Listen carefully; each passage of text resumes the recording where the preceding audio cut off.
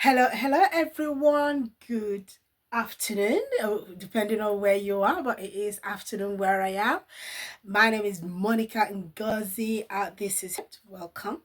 On this channel, we will talk about divorce. We talk about all the untalkables and all the I'm just focusing on relationships that are, you know, within a married couple.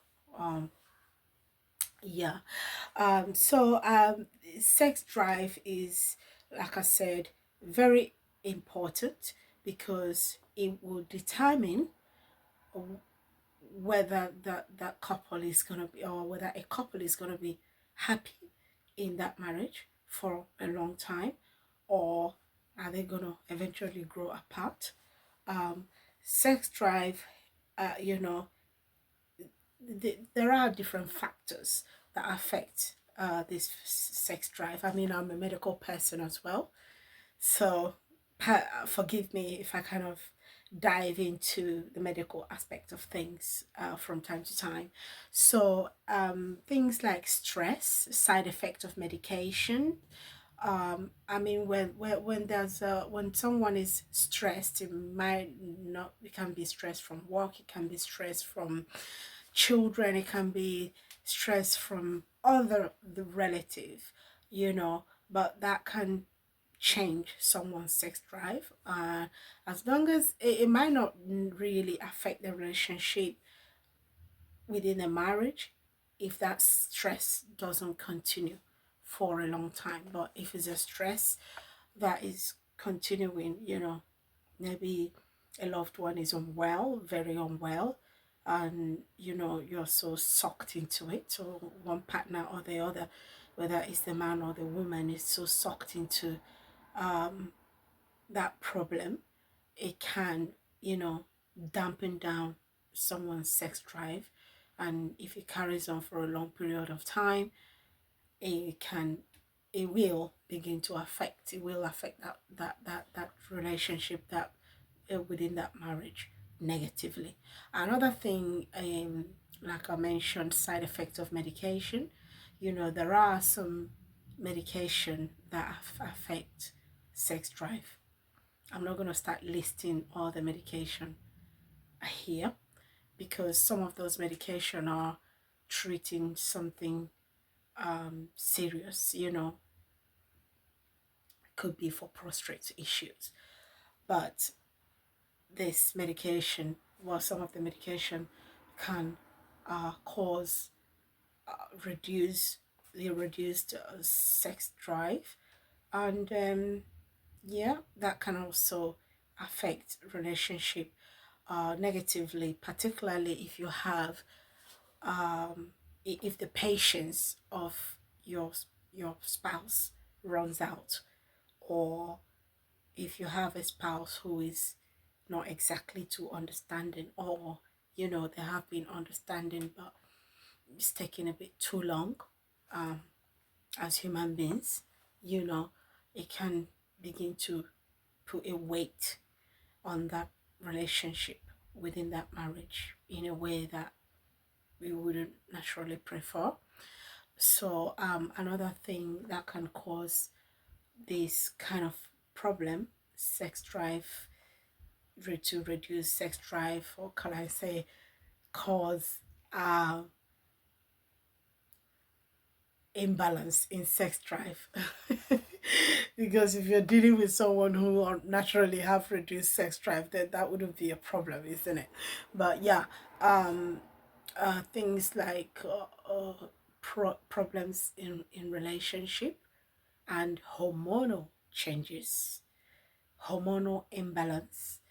Problem in relationship, I mean, that's really common. If you're really angry with someone, you're not gonna, you know, be so glad to open up and play romance or whatever it is within that time. But if that issue or the problem are becoming problems, and then they're going from day to day, from week day becomes weeks, weeks become months, months become years, hopefully not.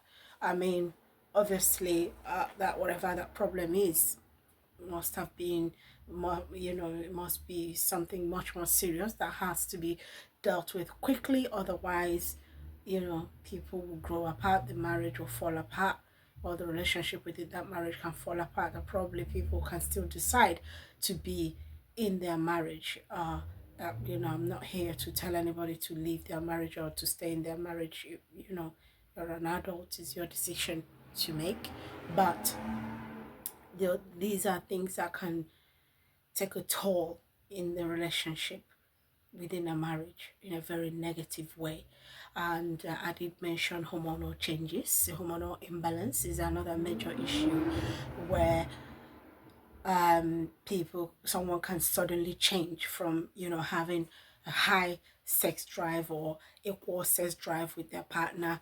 It could happen in a man, it could happen in a woman, and the person just suddenly change and you feel like, oh, they've changed, what happened? Sometimes we don't remember to run some tests to see if there's hormonal imbalance.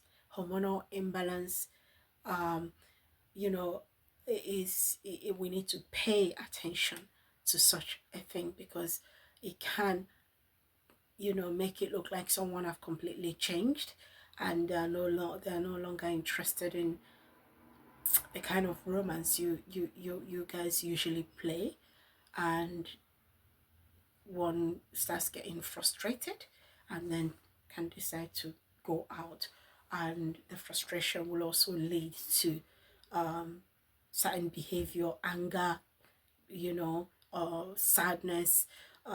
People get snappy with each other, and things spirals downhill from there. So it's important to, you know, think about all these things, whether is there something particularly that is stressing your wife or your husband?